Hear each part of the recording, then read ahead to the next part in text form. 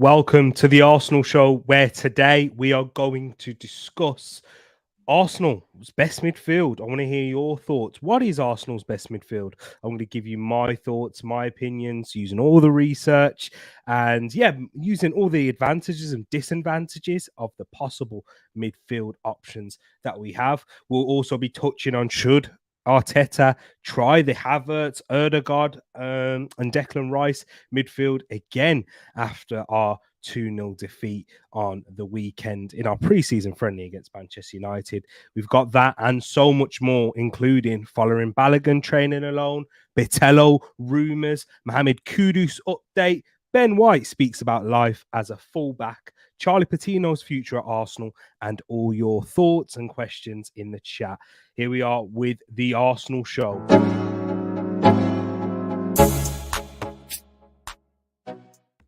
Wagwan, everyone. You're here, people. I hope you're doing well. See, I messed up the intro.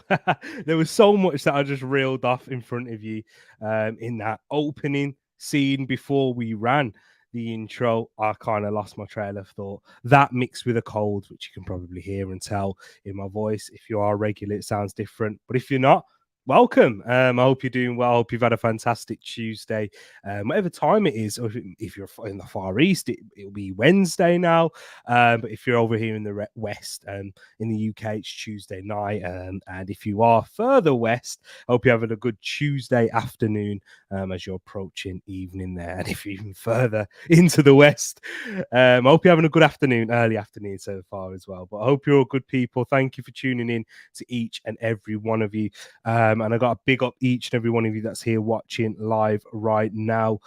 So let me just go into the chat. Who have we got? We had the first person coming in here, and it was Matt G saying, "Good evening to you. I hope you're doing well, Matt G. Thank you for stopping by." Me and Matt were having a nice little chat earlier, which those of you in the comment section may be able to see, or if it's that so long ago, sometimes it disappears. You might not be able to see it now.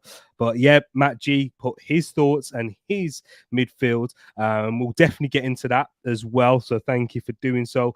Big up my brother Niall. Hope you're keeping well. Says, "Good evening, my guy. Hope you're all well, mate. Hope you're keeping well. And it's always great to see you in here on an Arsenal show. It's a Manchester United fan, but we do love to see it as well." And speaking of another Manchester United fan, we've got Realist in here saying, "Always late." This guy, guys, there's a lot of things that go into setting up in the studio, and I decided to do it 5 minutes later than I should. But better late than never, I guess. And yeah, maybe am I living up to the stereotype? I'm not quite helping us in that sense. So yeah, don't use me as your role model. But yeah, Vibes coming in here saying this is the reason why, because I'm putting the kids to bed. Guys, you might be seeing this a lot in the chat. They're running jokes, they're running agendas on me. Now, if you see on Twitter, yeah, there was an article yesterday. This is completely off topic, but there was an article yesterday that a woman said that she's too beautiful to work, and that's the reason why she doesn't need to work. And she had quite a few children that were, by the looks of it, mixed race. And yeah, and now it's allegedly my children. I can almost certainly guarantee that they're not. That's why I always say almost. I'm joking. Of course, I can guarantee that they're not.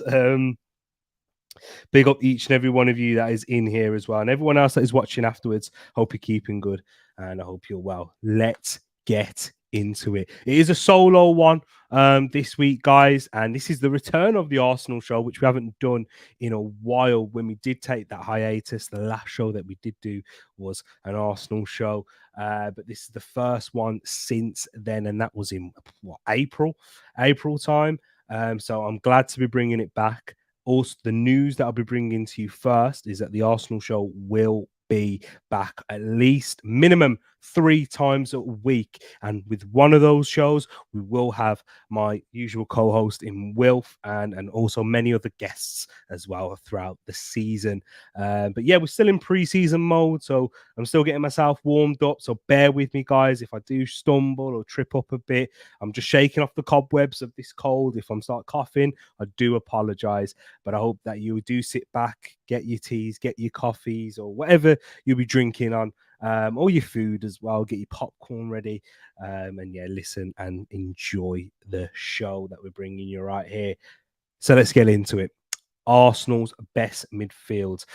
And there's so much talk that's been surrounding this since that Manchester United game where Arsenal are putting a poor performance by their standards. But for me, it wasn't too much of an issue to put in a poor performance at that stage. Yes, it was disappointing because you are losing to Manchester United, who made a big song and dance about it on social media. But I won't even criticize or even try and banter Man United fans there, because I saw more over. I mean, there was more of more of an overreaction from Arsenal fans that I saw on social media off the back of that defeat on Saturday night. That we did do watch long. Big up my brother Realist for joining me there. He really enjoyed it. I didn't. But yeah, it's left this question open amongst the Arsenal fan base. What midfield should Arsenal look to use going into the new Premier League season, after we saw Havertz, and not just Havertz, everyone in an Arsenal shirt, in that away shirt that isn't as good as this training top that we had from last season, by the way, struggle. I've got my thoughts and opinions. And let's break this down initially.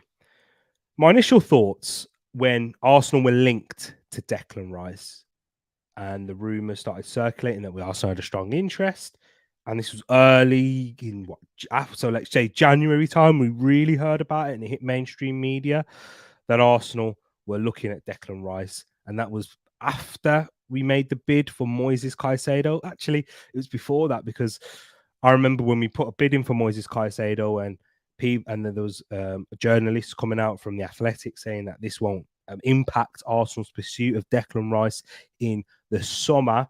So it was around about end of January time it really started to hit the news. And when that came about, I thought, okay, so Declan Rice potentially is going to be the Granit Xhaka replacement. And that carried on all the way through the early stages of the summer into the end of the season.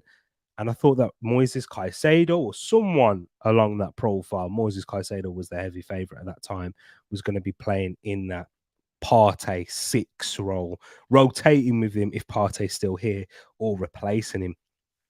As you know, it wasn't too long ago, Partey's future was very much in doubt. And then the Kai Havertz transfer happened. And not just the transfer, but the comments of Mikel Arteta, of him talking about his versatility, being able to play in the midfield and across the front line. And that led me into researching into Kai Havertz a bit deeper. Has he ever played this role before his time at Chelsea whilst he was at Bayer Leverkusen? I saw that he did.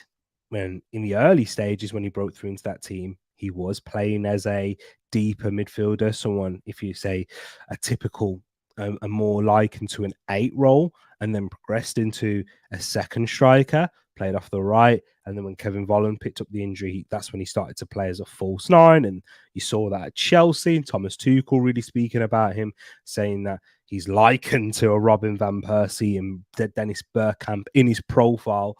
Not of that level, of course. They're one of some of the generational talents. But in terms of his profile, that's what he suited more. But we saw with Arteta and then the Arsenal website and everything surrounding with credible journalists and reports saying that Arteta was planning on using the German international in a deeper role. Also, credible reports did suggest that Declan Rice was the key in that Kai Havertz signing being moved deeper. Although we signed Declan Rice after Kai Havertz, that was the vision, that was the pieces, that was the dominoes that Arteta was looking to knock so that could fall into place. Hence why Arsenal were so strong in their pursuit and adamant to beat Manchester City in the pursuit of getting Declan Rice. So those are the initial things. Those are some of the reasons why I believe the key reasons why you need to give some patience with Mikel Arteta and this Arsenal team in playing that midfield. yes, he had its struggles against Manchester United, but I also think there was other reasons for those struggles. But we'll get into that a little bit later. So one of the first key points of why Kai Havertz, Martin Odegaard, and Rice can play together in that midfield is Arsenal still maintain their 5 primarily defensive players and 5 primarily attacking players that we started last season and really maintained throughout the whole of last season with. And this is a style, this is a philosophy that Mikel Arteta, a Pep Guardiola, even a Jurgen Klopp use primarily. And you know what? Even Erik Ten Hag, who is and this is something that's maintained by a lot of the top teams in the league, especially from the top 6 teams that look to dominate possession in most games, no matter how you may play, with a Liverpool and a Manchester United now being heavily based on being quick in transitions, getting overloads in the attack and quickly. And Erik Ten Hag said himself that he wants to build Manchester United to be the best transition team. We've got ball dominant teams who like to control everything and are best at and defend better when in possession and pinning the opposition back, like Pep Guardiola, like Mikel Arteta's Arsenal team did last season, like Roberto De Zerbi did with Brighton. Also, Arsenal still are able to maintain that balance of 5 primary defenders, with Declan Rice being a part of that, with the back 4, and with Havertz being a part of that attacking line, which is also the part which Granit Xhaka played too. In the rest defense, so in what I mean by rest defense for that is Arsenal, when we're building up through play and building up in possession, and the other team are set up in their formation, their block, their tactics. Arsenal typically play with a 2-3, meaning that we have 2 players at the back and then 3 players in front of them, whether that's and 2 players at the back can be a Saliba, Gabriel, and then in front of them you see a Zinchenko tuck inside with a Partey, and then further up in that line a Benjamin White. Sometimes you see a 3-2 with Benjamin White being the one that drops a bit deeper, leaving Zinchenko and Partey in the middle. Arsenal are still able to maintain that with having Havertz, Rice, and Odegaard in the midfield. Although Havertz, who is seen by many to be much more of an attacking player further up, that was a role that Granit Xhaka was playing a lot last season.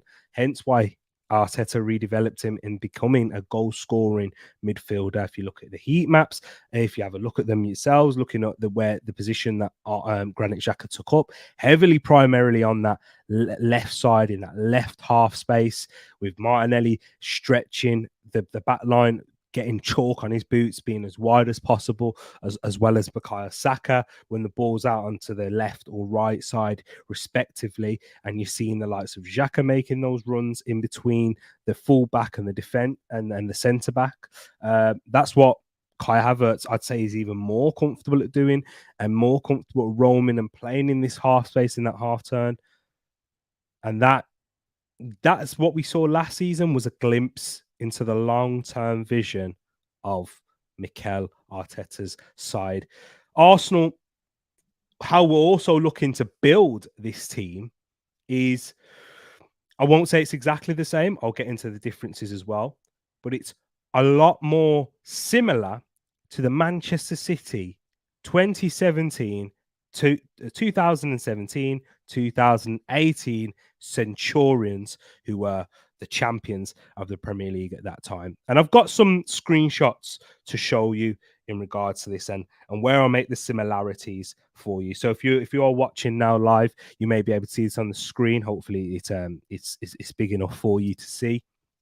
But as you can see with this Manchester City team that we've got here, this was the 11 that played in their 7-2 victory at home up against Stoke, where most, and if you're thinking about this, the level of difficulty in this game, Arsenal fans were a bit more confident seeing Kai Havertz play in this sort of scenario with the likes of Odegaard and Declan Rice in midfield.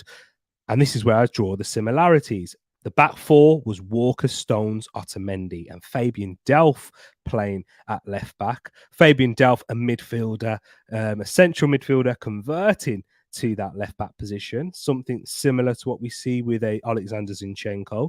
I'd actually say Zinchenko is better in those areas if you want your left back to invert and take up central spaces in that first phase, in particular in progressing the ball and breaking that first line of defense from the opposition. And then you've got Walker, who I feel like he carries a very in this team carried a very similar role to a Benjamin White, because with Benjamin White, what we saw last season and what I've seen from the early stage of pre-season, he attacks very wide. And when Arsenal in possession, he overlaps Saka a lot.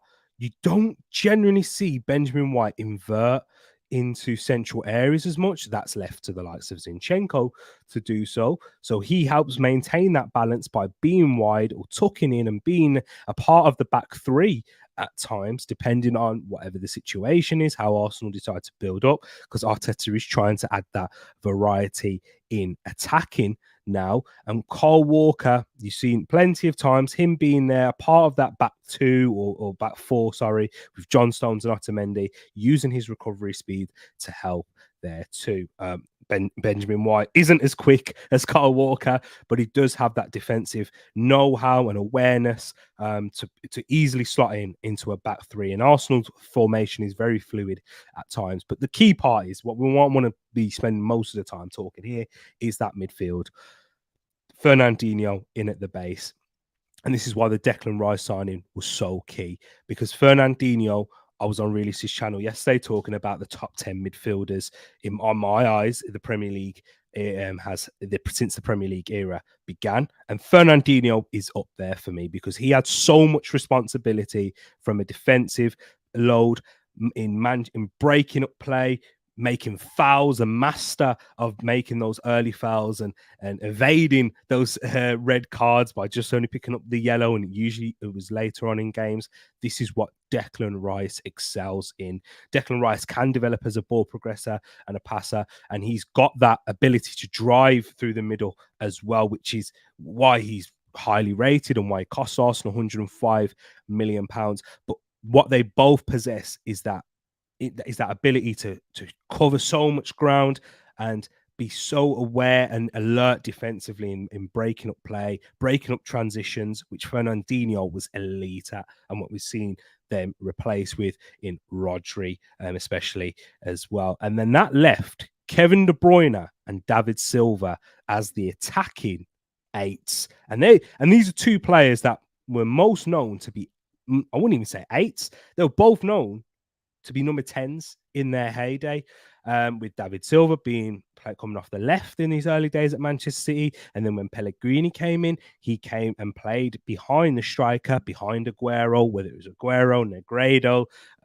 or Dzeko. When they had Jovetic in there, they had like a crazy amount of strikers. And the chief creator was, in fact, David Silva. And let's be honest, when we're talking about David Silva and Kevin De Bruyne, they're not known for their elite. They're not known for being good defenders, and you wouldn't necessarily trust them to defend in the middle phase. And that's what Arsenal are trying to do, because Manchester City, as they did in this game against Stoke, where they won by 7-2, were able to suffocate them and able to really put pressure and pin teams back and just dominate possession in their half. And I remember the very early days of Mikel Arteta taking over at Arsenal. He said, my vision, what I want to do is dominate the game in the opposition's half. And when you have this team that sets up and has that fluidity, like Manchester City were able to then, Delph coming in could overlap, but also could come inside as a midfielder by trade. Kyle Walker providing that speed and energy up and down the line. John Stones being as comfortable on the ball as he is. That's where we've got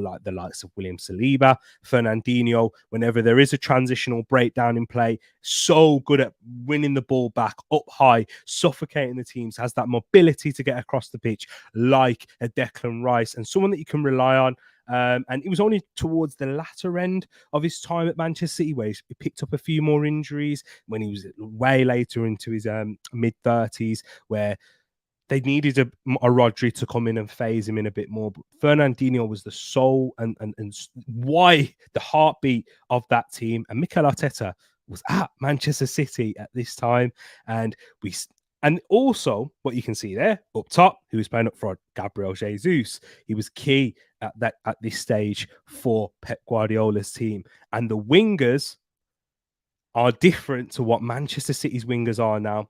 Manchester City's wingers are more creators.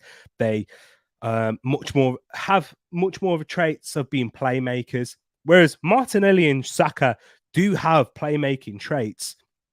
Where they really excelled in was being goal scorers and direct, and that is what Manchester City had with their wingers. And this is, for me, this season was my favourite of watching Manchester City, with Sterling coming in off the right, Sane off the left, attacking direct into the box, Jesus dropping deep, being that false niner, getting into those wide areas with Sterling or Sane coming in central, having that real fluid front three with the creators of a De Bruyne and a Silva in behind to do so. The reason why I'm talking about Manchester City so much is I see something similar, and Havertz isn't really a profile that matches up with a Kevin De Bruyne or a Silva, but this is where I wanted to bring it in here, guys. What we're seeing right there, those De Bruyne, Silva, chief creators. I think in this, what the vision is for Mikel Arteta is to use Zinchenko in that left back position to be one of the chief creators with a Martin Odegaard, who his primary role is to be a creative number 10. And then with how Arsenal dominate in that first phase and how we're able to progress through Saliba, through Zinchenko, through even a Thomas Partey at points, even a Rice can help do so, is get that ball into our five attackers, whether it's Havertz, Odegaard, Jesus, Bukayo Saka, Martinelli, and those are the ones who will cause havoc in there. And that's where Kai Havertz is going to be a real asset in my eyes. And that was against Stoke. That was in a game where Manchester City were expected to dominate against a poor opposition. But I'll show you the same team that Manchester City played away at Manchester United in, and this was in the cold months of December. The team that they played was very, very similar. Hang on. There's one change, and that was Vincent Kompany coming in for John Stones. Everything else remains the same. And this has been the topic, and this has been something that crossed my mind too. Thought away from home, Arsenal, we're just going to be looking. We might use a Rice and a Partey in that situation, which we still may do. But this was against Manchester United, and this was the team that finished second in the league that season, and was able to cause them problems. But this is the Centurion Manchester City team. Yes, they lost to Liverpool. Yes, they lost to Manchester United in the reverse game at the Etihad Stadium. But they were able to accrue 100 points, and that was, if you was to say that 10 years ago, 10 years before then, you was going to have one holding midfielder and two really advanced playmakers, players that really do their best work in that final third, in and around zone 14. You would lack a lot of balance, especially with fullbacks like a Fabian Delph, who was a central midfielder at the time, and then a Kyle Walker. You would lack that balance, but that's where Arteta, has his similarities with Pep, being under his tutelage as an assistant under Pep and coming through the La Masia Academy. That's the direction he really wants to go into. And there are his little slight nuances. As I said, Zinchenko coming in, comes inside, takes on that attacking load from within the first phase, progressing it through there. So good at that. And Arsenal, when we had our best defense, he was key. And we were able to work with his imbalances. And then we can even add some variations in there from what we've seen from pre-season in Kivior coming into that left side, so we can have a bit more of a flat back line. We've seen Tomiyasu coming at left back against Liverpool and do a real lockdown job on Salah. But we'll take you back into that game. We did struggle even in possession with a Xhaka, Partey in midfield, with Tomiyasu then Also, we really have got so many. Arteta's trying to build this team into a Swiss Army knife and have so much variation and tactical fluidity about it. But the Arsenal paying 65 million for Kai Havertz, I seriously don't believe that's going to be for a player who's going to come in as a rotation player who can come in so many different areas, be a backup 9, backup for Odegaard. Arsenal paying that much amount of money, and Arteta having this sort of vision and working so hard to get that deal done, and Declan Rice together, he really does. And we combine that with what we saw with Xhaka last year, really does begin to show me and say, this is what I think Arteta is trying to build. Also, that tactical fluidity. If Zinchenko's unavailable, which we have seen, we can't rely on his fitness. Unfortunately, we saw it last season. He's yet to play a game in pre-season as well. That's where Jurrien Timber comes in. We can mirror the progression in there, where you'll see a Declan Rice move over to that left side, and a left side in that deeper line midfield position when we are set up in a 3-2 or a 2-3 formation, where he's actually been more comfortable, somewhere he's used to playing and where he spent a lot of time at West Ham, playing in that left defensive midfield role, where you'll see Timber step forward and he be the chief ball progressor in that first phase and help break the lines there. So those are the little bits of tactical fluidity that I think we've got. And those of you that might be watching will be thinking, yeah, that's all great, Tereak. You've given good points there, but what about what I saw on the weekend? The issues we looked so unbalanced. We was conceding off of long balls, conceding chances off of long balls. It was easy to play through us. There was so much issues there. Surely that first goal that Fernandes scored was Kai Havertz's fault.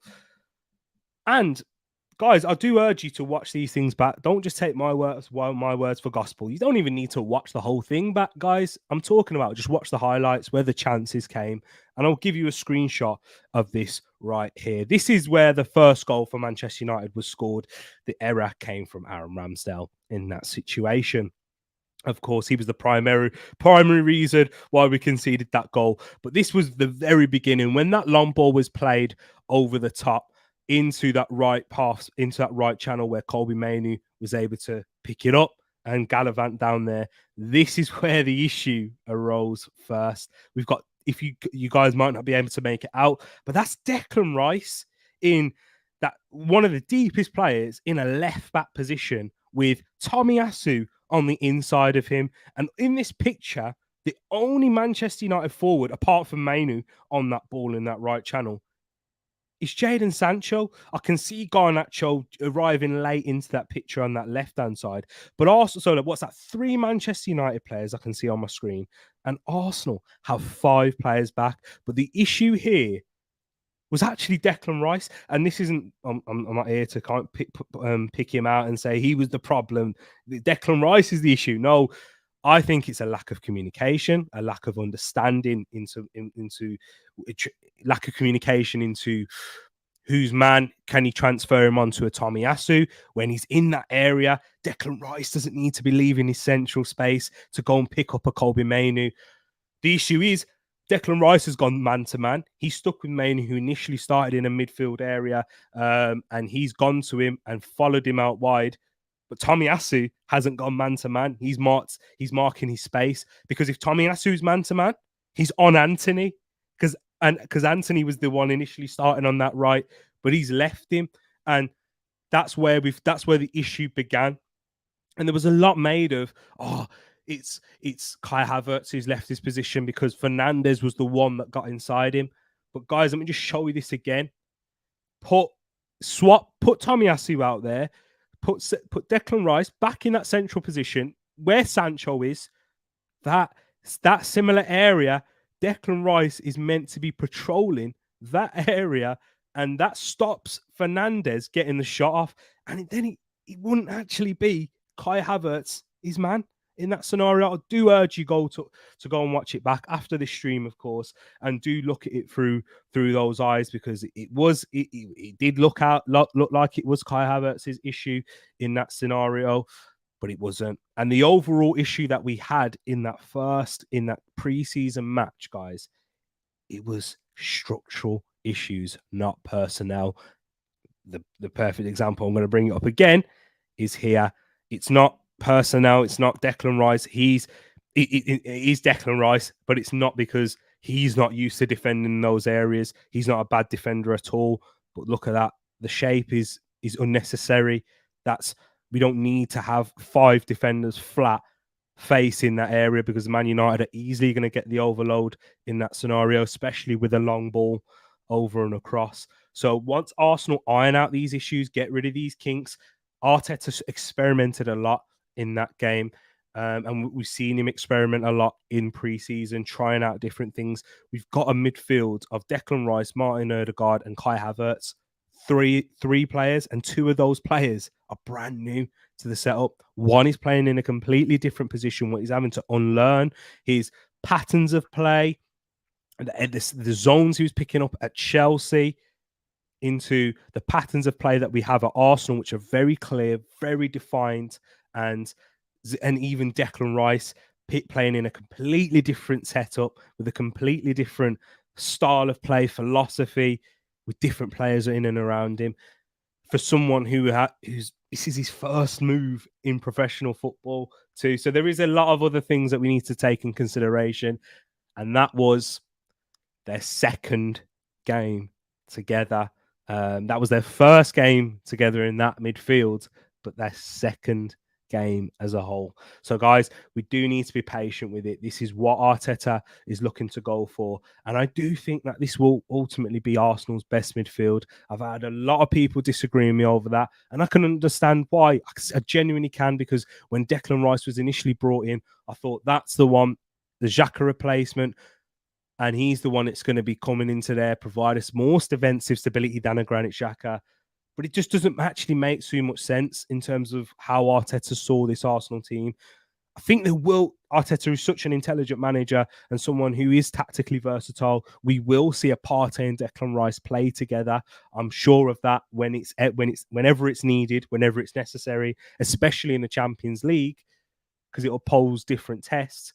But I do think for the majority of the time, we will see a Rice or a Partey with a Havertz and a Odegaard. And you can even swap a Havertz with an Emil Smith-Rowe, with a Havertz or an Odegaard with a Smith-Rowe, with a Vieira, or someone who we've been linked with, in Mohammed Kudus, or someone of that nature and that profile. I will get into a little bit more into my reasoning on that. But yeah, Arsenal, be patient. We got such tactical versatility with these players, being so versatile, being able to play in so many different areas of the pitch in different phases.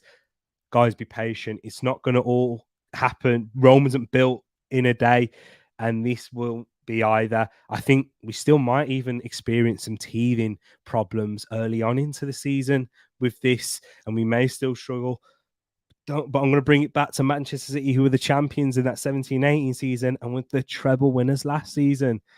Erling Braut Haaland came in, and Manchester City had their teething issues up until February, if we're being honest. It's just about making sure that we're still having those teething issues while still maintaining a high floor level enough to be within that title race as well. And that's the main thing, being competitive, making sure we will. And I'm sure that we will. I won't chuck the baby out the bathwater yet, guys. Be patient with it.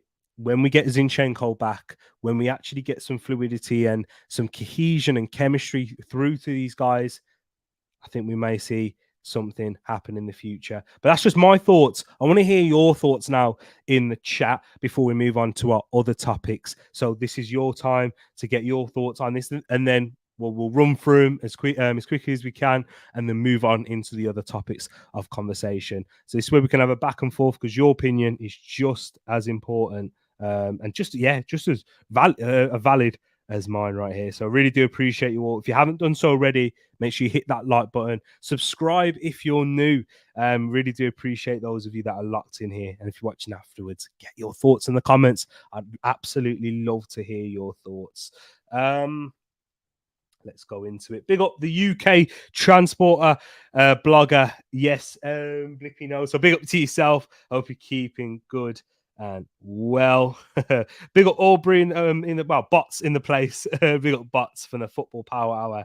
Hope you're keeping good. To Moss is in the building, not liking the Yankees hat. Hope you're doing good. Moss, I hope you're well. We got so from the Daddy and the Don, is it Phil? Is it Phil over here? I hope you're keeping good. Saying big up T, wasn't Havertz and LCM when he was in a 3 at Leverkusen? Yes, he was initially. Well remembered when everyone raved about him.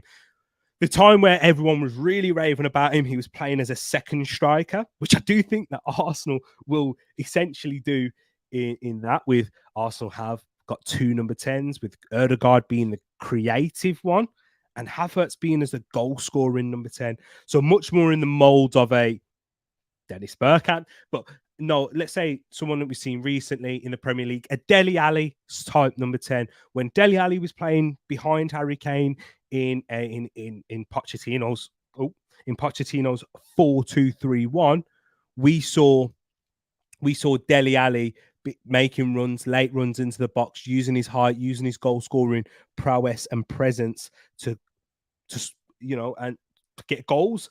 Not really a chief creator, because that was Eriksen on that left hand side, and then Kieran Trippier's of the world and all those sorts there.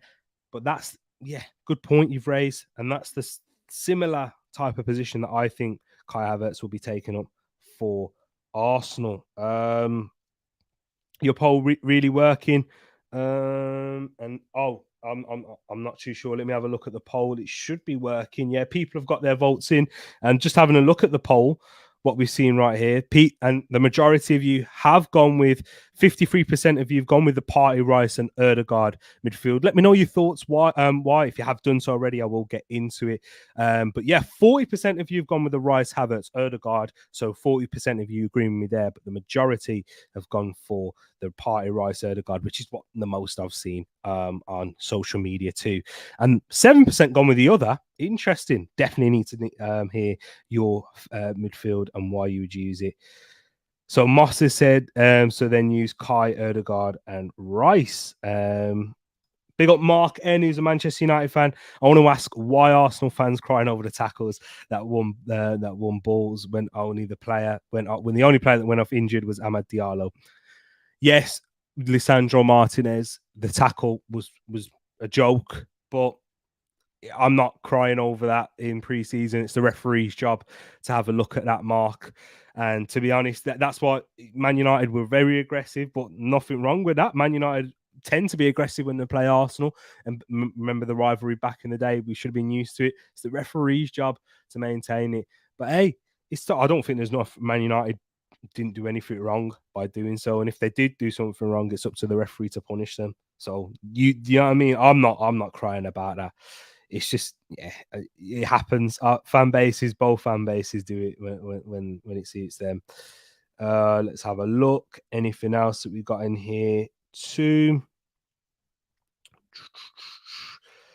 We've got plenty of you in here. Big up each and every time. Paxton in the building saying road to 700 subs. Getting closer now. 41 to go. Come on, guys. Get sharing. But I want to hear your thoughts, people, on that midfield. But let's get in. But big up to each and every one of you that's locked in here. Mark, who's a new subscriber, as a Manchester United fan, as you can see from that game on Saturday night. But yeah, big up to each and every one of you watching here live. They're getting through the comments, all these, they're getting through all these comments. The waffle will be in all 90 minutes. Sorry, I can't read today. They're getting through all these comments. The waffle alone will be 90 minutes. Hey, I was quite short on that one.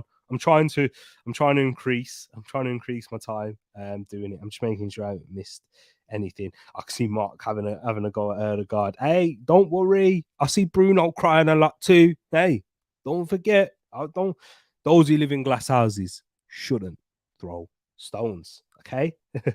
But yeah, I think there's 15 votes that are registered. I'm not sure. Just refresh your YouTube, and have a look. But yeah, into the other topics in regarding Arsenal. Following Balogun trained alone according to Athletic. So let me get this tweet up right for you here. Let's share the news that was given. Also here, let me just go into it. I'm going to share my screen with you. Whilst I'm getting this all set up and shared, I'll read it out.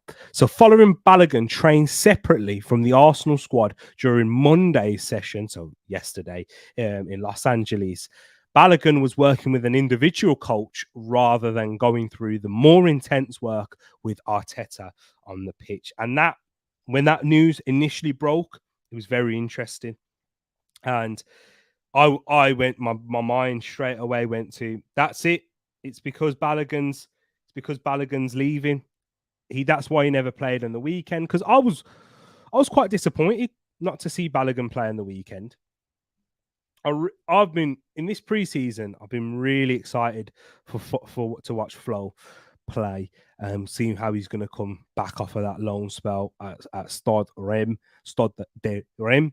And yes, after all those goals, someone who, when you look at him stylistically, someone who suits Arsenal better than an Eddie Nketiah, someone who could really compete with a first team spot with Gabriel Jesus, but with all the comments that he's come out with saying his main focus is just he wants to play football, not necessarily for the Arsenal, but his priority, of course, is to play for Arsenal. But if you don't feel like he's going to be given the opportunities and and play as much games as he'd like, he's more than happy to leave. And that's me paraphrasing there. And this is someone who's attracted a lot of interest from clubs in and around England and Europe.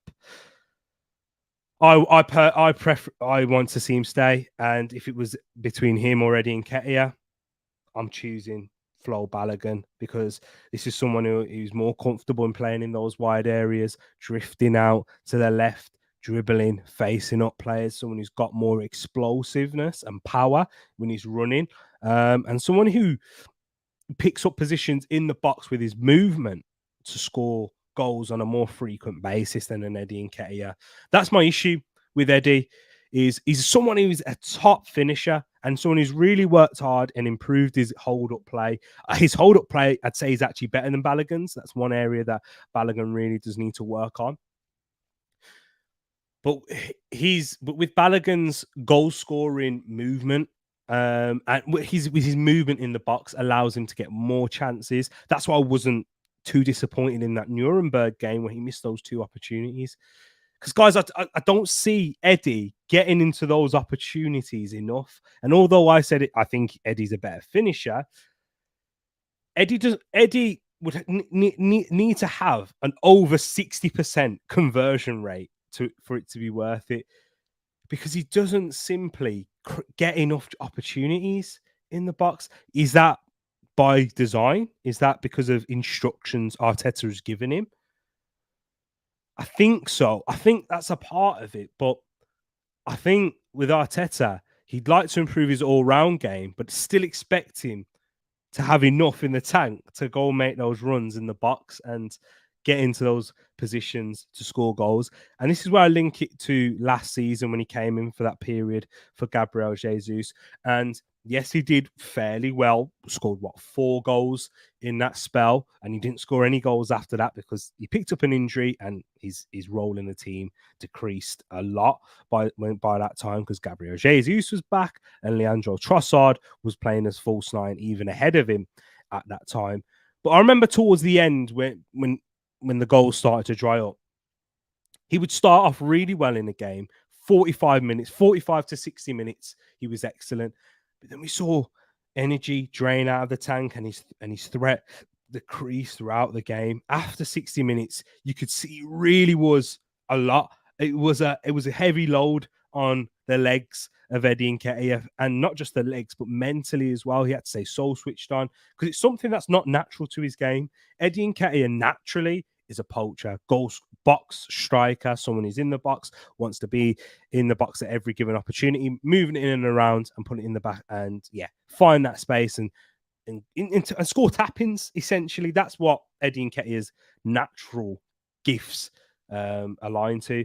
Whereas at Arsenal, we require a lot more with our striker in terms of holding up the ball, drifting out wide, linking up with the other attackers and midfielders in and around them. Eddie has progressed a lot in that game, but you can still see it's not natural enough. And I think with Balogun, he would probably go through a similar transition, but someone who is more inclined to, and someone who I see is bigger, stronger, more powerful, and quicker.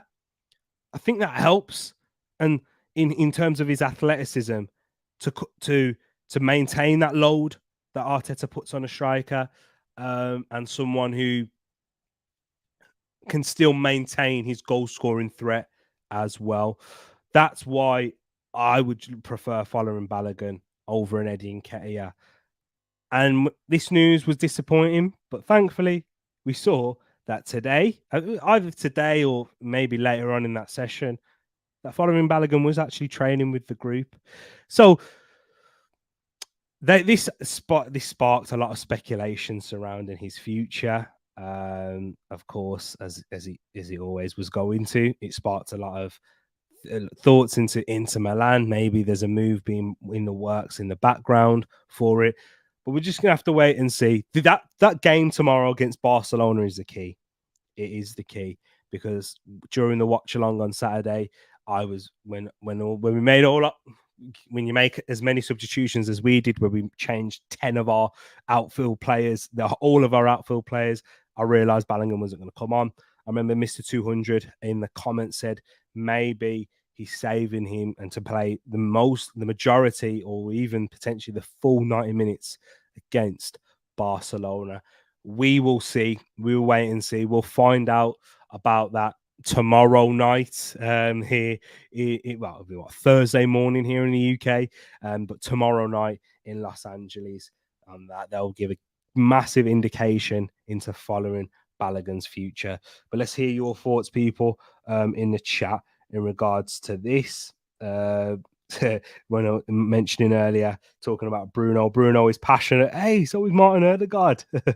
See, we're both going to defend our captain, number 8s, who both wear the armband for us now, who are our club captains.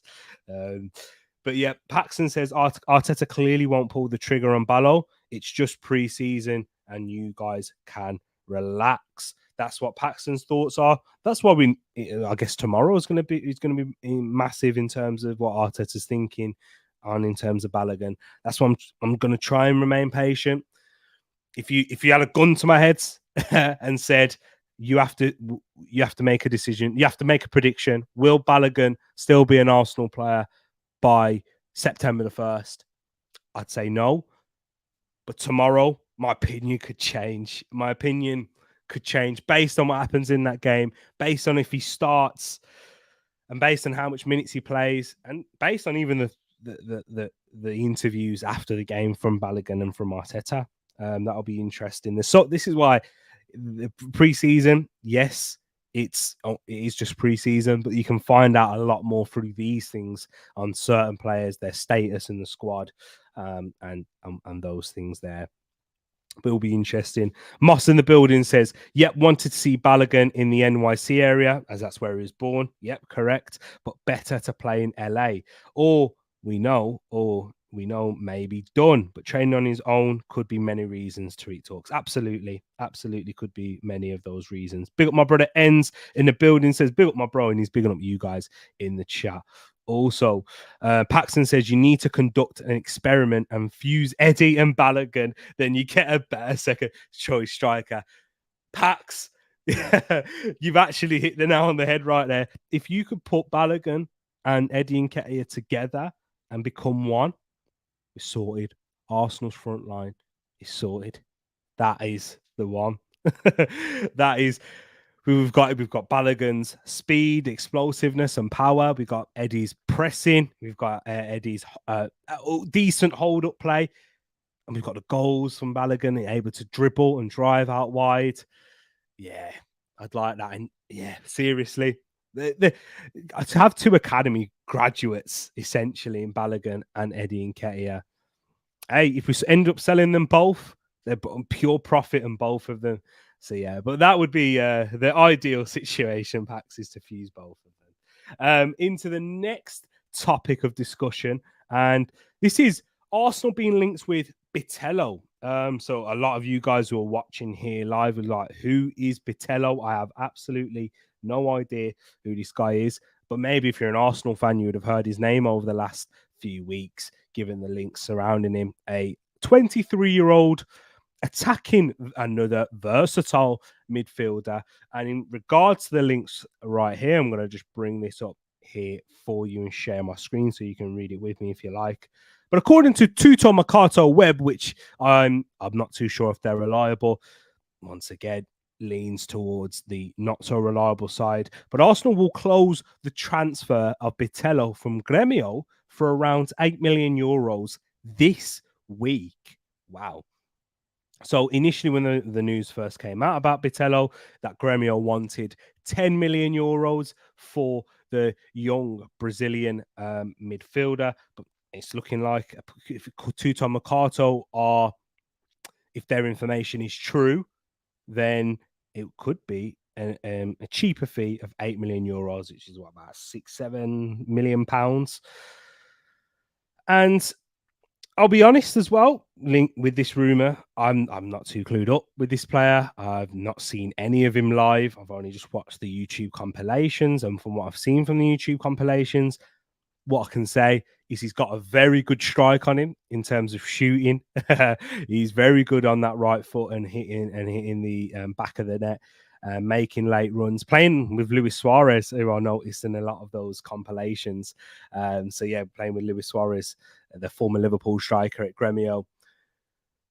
But the age was the big red flag. Age 23, not yet played for Brazil. As for the full international team, you're bringing in someone.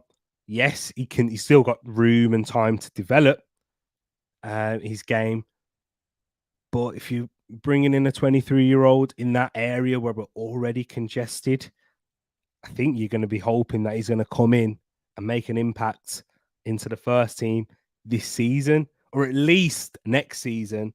Or is it maybe another one of those Arsenal bring him round for a cheap fee and then potentially sell him on? Unsure yet. We haven't really heard any credible journalists really speak. When I say credible, I don't necessarily mean that. I'm sure. Sorry if you're Tuto Mercato, anyone from that coming across this, but I doubt they would. But someone who's not reliably close to Arsenal, so a David Ornstein, a James McNicholas, or anyone from the Athletic or coming from British media. We haven't really heard anyone speak about this. So we'll have to wait and see in regards to this. But Paxton's put his thoughts here, and I do like what he said here because he's only for a few mil, but at 23, he's not really a youngster, in my opinion. He'd need to grow fast with the midfield you already have. And you've hit the nail on the head once again, and I 100% agree with everything you've said. Not very young at 23, still young enough. I know it sounds crazy. I'm 24 and I'm saying he's not very young. But as in terms of football, not really at all. He needs to grow really fast and have an impact in that first team because it's in a position where he's an attacking midfielder that can play out wide. We've got Havertz. We've got Odegaard in that role. We've also got Fabio Vieira, Emil Smith-Rowe, and Ethan Nwaneri, who's breaking through. We probably won't see until next season, probably, and play more first team minutes, but managing to keep him. Sure, he's received some guarantees about his playing time in the near future as well. It's an area where we're stacked. And when I move on into the next topic of conversation, we've been heavily linked with Mohammed Kudus too, who's also in that area. Seriously, I can't see Arsenal signing both of them.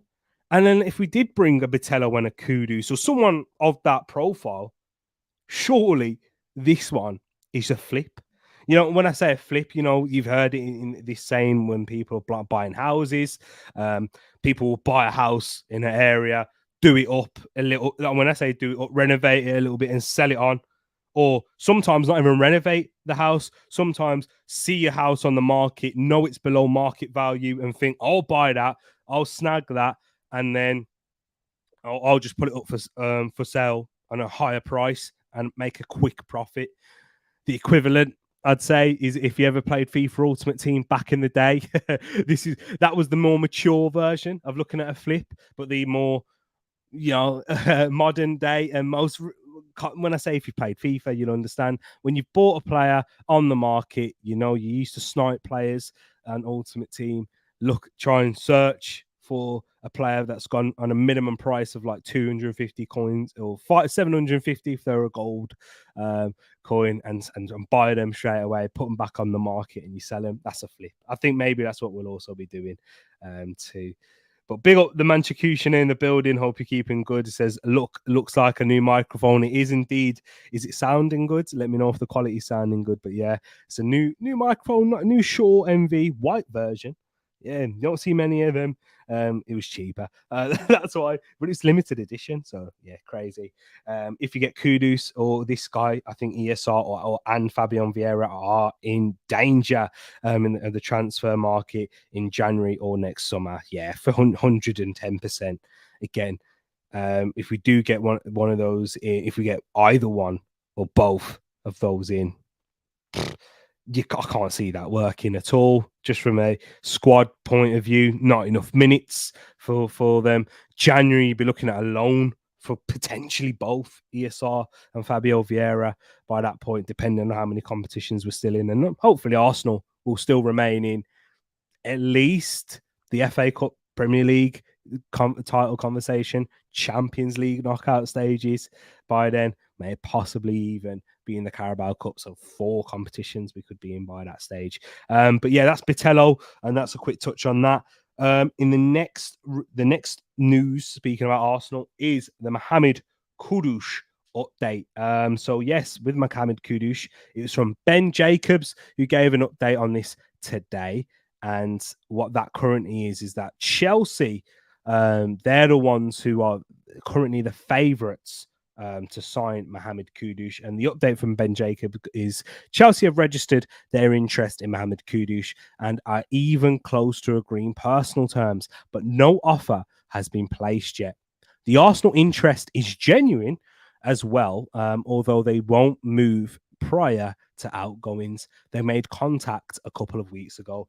And yeah, Arsenal have been heavily linked with Mohammed Kudus for a while now. Since before the season ended, Arsenal were linked with Mohammed Kudus and bringing him in. It made much more sense of bringing in Mohammed Kudus before Kai Havertz came through the door.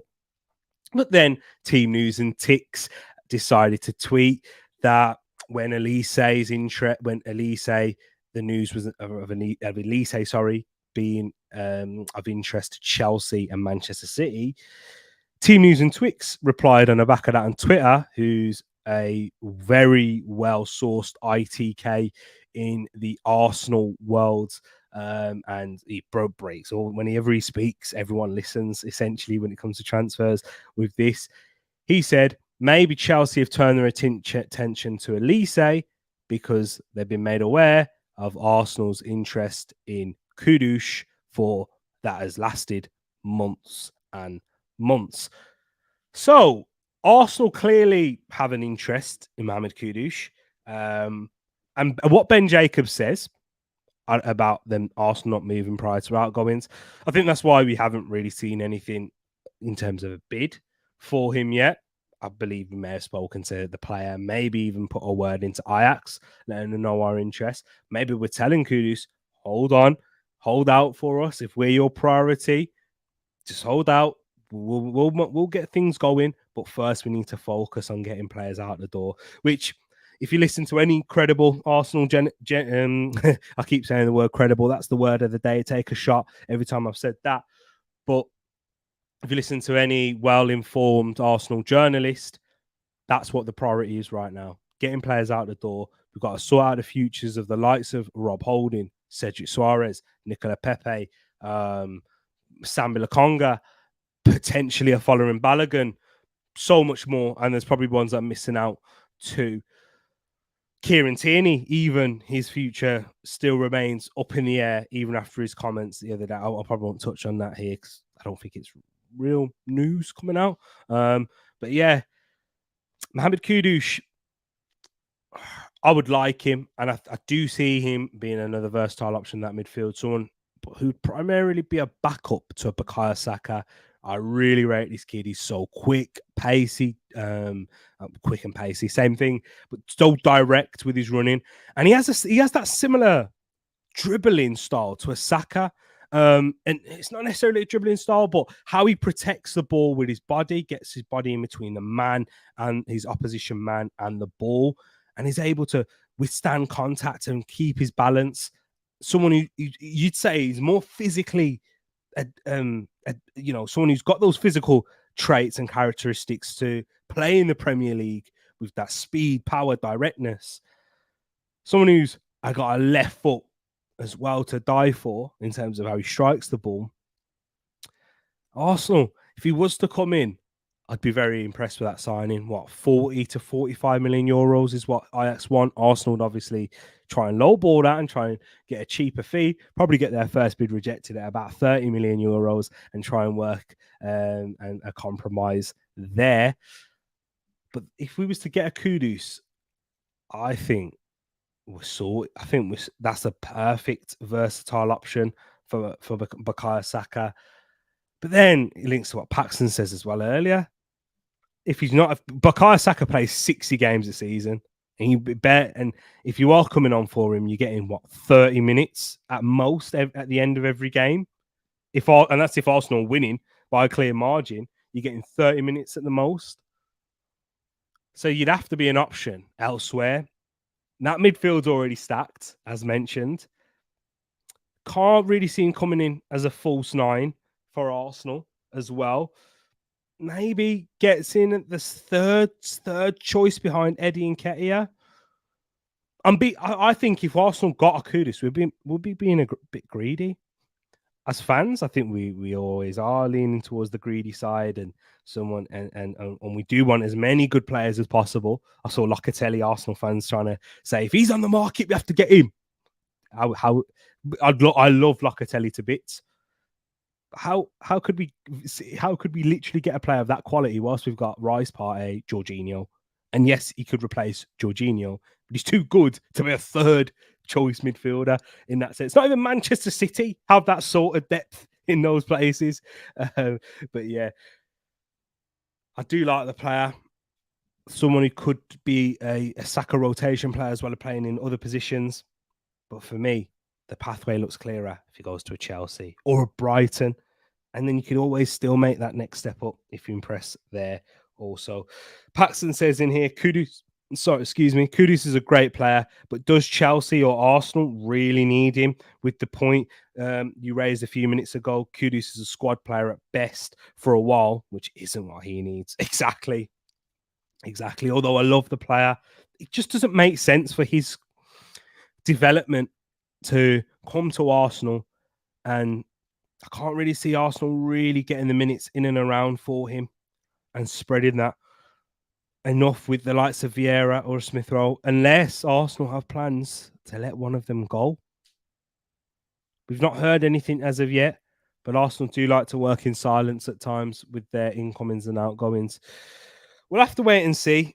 Yeah, if this develops any further, then I'm sure that we're looking at a sale elsewhere in that midfield. But let me know your thoughts in the comments as well, guys. Big up GK in the building. This is back to the main topic of the show about what is Arsenal's best midfield. And he said, and GK, he or she says right here, feel as if Havertz is not an upgrade on Xhaka. Haven't seen a consistent season from him since coming to the Prem. Having both him and Vieira, two that are inconsistent, playing an 8 as an 8. Not convincing. I hear your point there, GK. I definitely do, and I'd say that's the more a lot of most people think in that sense as well. So you're not alone in that. But what I would throw at you, GK, for this is until last season, did we really see a consistent Granit Xhaka? And this is someone I love and someone who, if you're a long time subscriber of the channel, You'll know I always mentioned him in every stream when he was here. My choice, I want him to be the Arsenal captain at one point. But we have to be honest, we never saw this Xhaka playing at this consistent level. Someone who you could trust to play week in, week out and be at a top level without making errors that are leading to goals or anything like that until last season. And I think with Havertz still being at 24, looking at him playing for Chelsea, where no attacker since Diego Costa and Hazard in the 2016-17 season has shone and has really been a success. I wouldn't necessarily pin all of that on Kai Havertz. Being at Arsenal, different environment under Mikel Arteta, different coach, different style, different philosophy, playing him in a role where it was much more suited for him, where you see him play at his best for Germany, where you saw him break his name at a Bayer Leverkusen. It's not even necessarily as an 8 because Arteta, in his long-term vision with this team, is not to have 2 8s. It's more to play with 2 10s. I would recommend GK go checking out the start of this video where I kind of went into more detail about it, talking about Manchester City in the 2017-2018 season. They didn't play with 2 8s. They played with 2 10s, and Rice being the one being that holding midfielder. But I hear what you're saying, and the question, the jury's still going to remain out on that. I definitely understand that.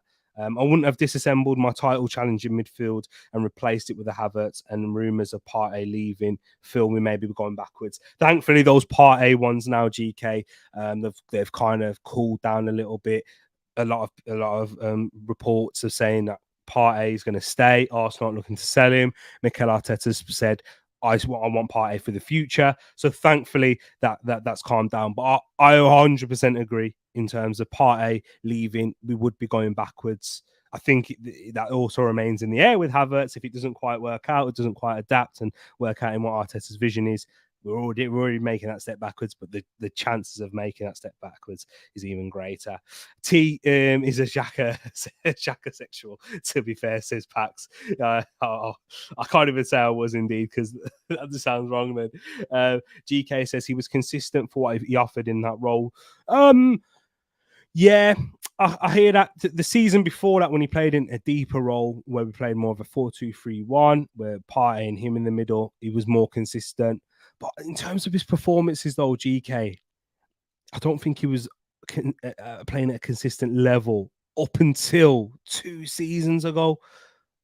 And then, because we used to see the mistakes from Xhaka, the red cards, the moments of hothead, and yes, that's not necessarily in terms of his technical level not being at a consistent basis, but it affected Arsenal a lot when we was conceding those goals, whether it was through Xhaka's mistake or his lack of mobility in the midfield.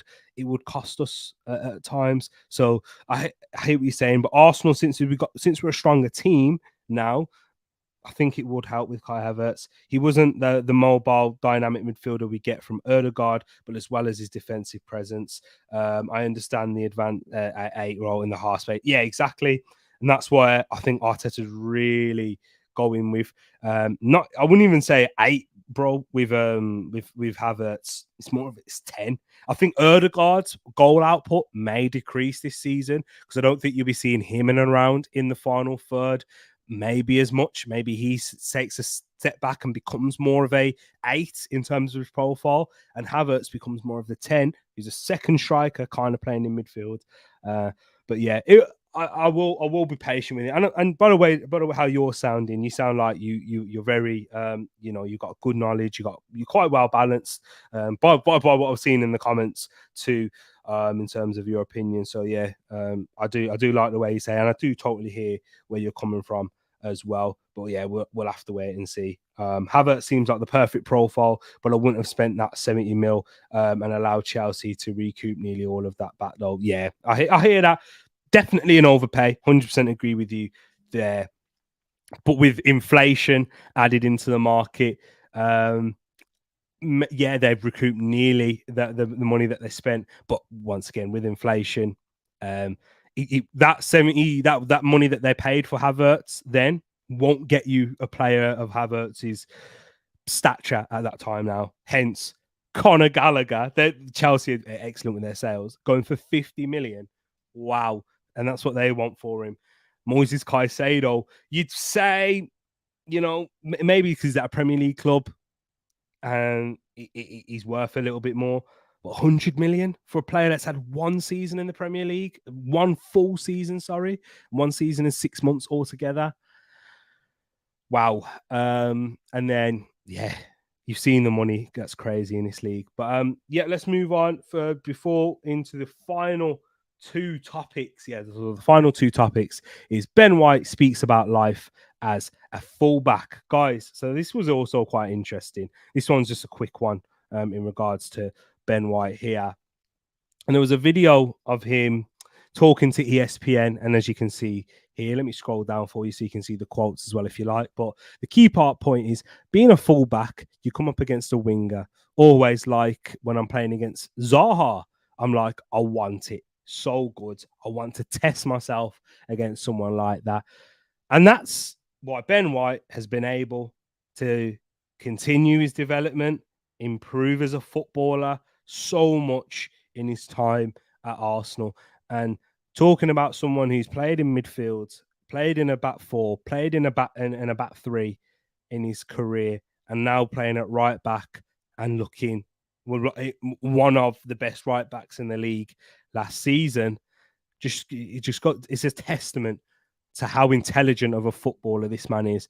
He gets a lot of abuse, Ben White, and a lot of criticism for someone who's not that interested in watching the beautiful game or spending much time in and around it after he's got once he's not playing. Basically, he's someone who picks up and learns things extremely quickly, and you can see why Arteta loves him so much.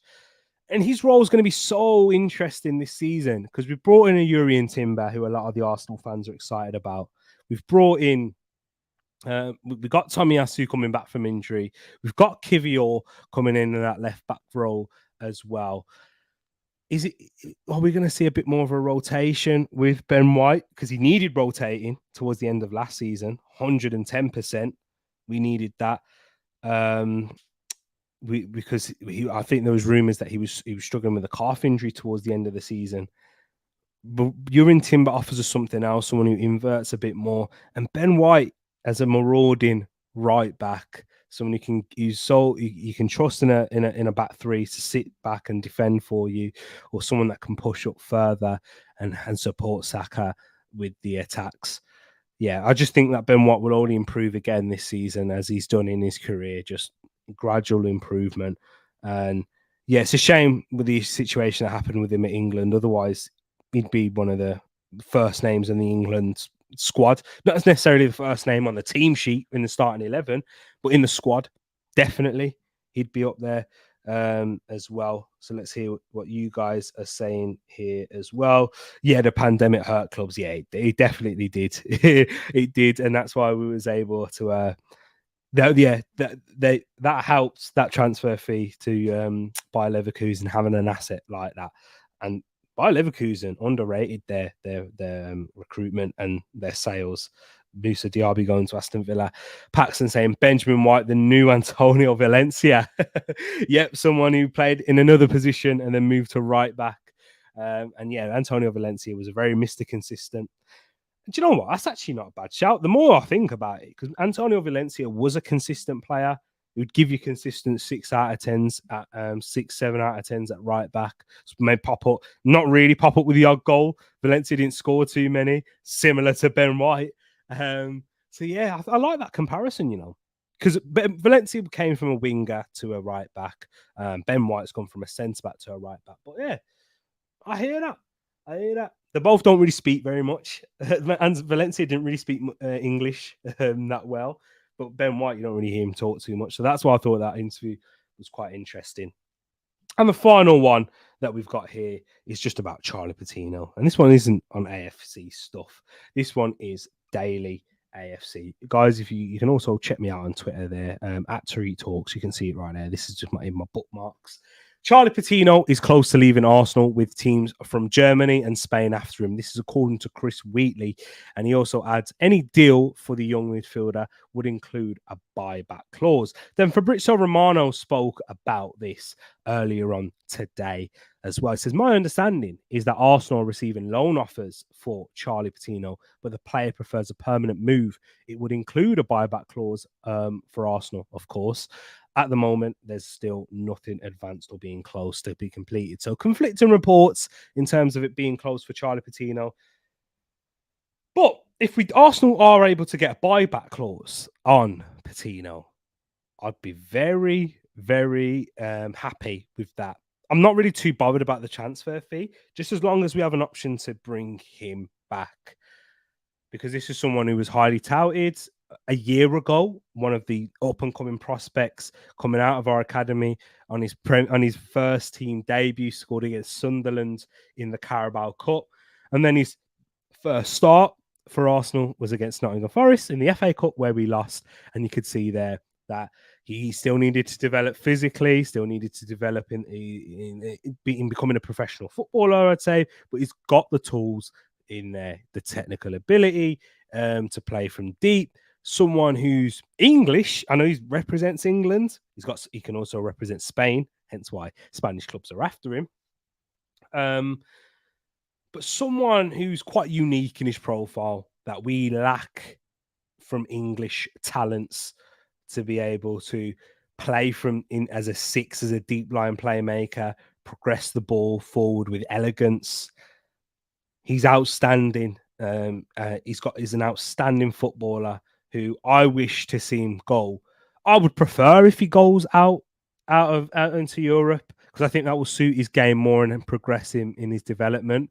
If he could go over to a Germany or a Spain, where the league's a bit more slower pace, not as physical, where he can develop himself physically and without being thrown under so much pressure. Although, having said that, he was on loan at Blackpool last season in the Championship in a very physical league, and that would have definitely helped in terms of him physically. But something that will really have more similarities to his time at Arsenal, if he does go to a Spain or a Germany at the right club, who build around young players, give opportunities, and have a similar-ish style where they're ball dominant and like to play through the thirds on the floor as well. We'll have to wait and see with Charlie Patino. If it was a Premier League move, there's only one club that I'd want him to go to, and that's Brighton and Hove Albion, potentially as a McAllister replacement. I think he could do a really good job there, being a McAllister replacement. But yeah, Charlie Patino, if he does make that move, I hope it gets resolved. His future gets resolved fairly quickly, so that we can get that buyback clause in his contract. Because Arsenal aren't willing to send him out on loan, and that's because the player doesn't want to go out on loan. But I'd love to hear your thoughts, everyone, in the comments. Big up yourself, Luke, in the building, saying, damn, didn't know you were streaming. I'll have to catch up. Good evening, Tereak, and all in the chat. Good evening to yourself, my brother Luke. Hope you're keeping good and well. Love to hear your thoughts. Get in the comments afterwards, my brother, and let me know your thoughts on this. But now, I hope, thank you for tuning in. Paxton says Patino looks quality, but will he ever get a look into the first team for Arsenal? Unfortunately not. We spoke about the Vieira's ESRs, but potentially Patella or Kudus coming in. He's got no chance. So yeah, if not sell with a buy clause, sorted. Paxton, he said the Bundesliga could be the move for Patino to show off his skill set and go with the Bayern way of bulking up. 110%. Bayern Munich, are they? How many midfielders we've seen bulk up there? Leon Goretzka. How he's transformed since he moved from Schalke to Bayern Munich physically. Don't go to Bayern, though. They've got too many midfielders. They signed a Conrad Lima earlier on. Well, that was a free transfer. That one was a pre-contract agreement. That was sorted. They've still got Gravenberch there. They've got Kimmich. Yeah, no chance. You ain't getting in there either. But maybe a Borussia Mönchengladbach if a Kwadu Kone leaves. Borussia Dortmund. Nah, they've just signed Sabitzer. Maybe he could still go to Borussia Dortmund. A few English players there. Jamie Bino, Gittins. One to watch. Whoever needs a left winger, maybe Arsenal next season might need one. Jamie Bino, Gittins is the one.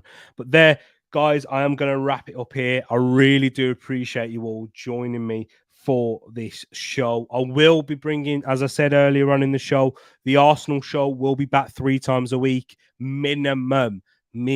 So that may mean, because we're in the transfer market too, and the transfer window, with it being open, I do bring on the Tereak Talking Transfer show, which is what it says on the tin, where Tereak is talking transfers. So yeah, guys, please subscribe if you are new. Hit that notification bell. We've got other draft videos coming up on the channel where I'm going to be doing a lot of all-time drafts. I'm not going to go into too much. I'll keep it. I'll keep it. Yeah, keep the excitement there, but just make sure you hit that notification bell. Really do appreciate you once again. Smash the like button if you haven't done so already. And as Paxton said earlier, we are on the road to 700 subs. So yeah, please subscribe. Tell a friend if you haven't done so, because I really do appreciate it. And I love you all in the TTF. You guys are amazing. And yeah, we will do it. And GK says, did you speak on the Barca game tomorrow? I didn't. Oh, just quick thoughts onto that. Thank you for bringing that up. I will touch on it very quickly. So one thing I just want to see is I want to see Balogun get some minutes. That's the main thing. I want to see Arteta can play that midfield 3 again, so we can see if they've improved from in that game. Start with that midfield, but then also play. I want to see Smith Rowe. Those are Balogun, Smith Rowe are 2 players I really want to see. Smith Rowe, when he came off the bench, he was exciting. I thought he was one of the better players for Arsenal in that game against Manchester United too. But I want to hear your thoughts, GK. Let me know your thoughts as well on that Barca game. But yeah, I will be bringing so on Thursday, I will be talking about the game and what we've seen there. Hopefully, that will be the other Arsenal show of this week. And then, yeah, I can do another one on the weekend, so maybe a Saturday or Sunday. But definitely we'll be back on Thursday talking about that. But you will also see me tomorrow doing a talking transfer show. So that's, if you're a non-Arsenal fan, you can still, that's when we'll be talking about your transfers, get your topics into it. And if Arsenal are in the transfer news, we'll be talking about them too. Big up yourself, GK. I hope you take care and stay blessed also. And that's to each and every one of you here watching live. Take care, people. Love to you all. And I'll catch you tomorrow. Peace.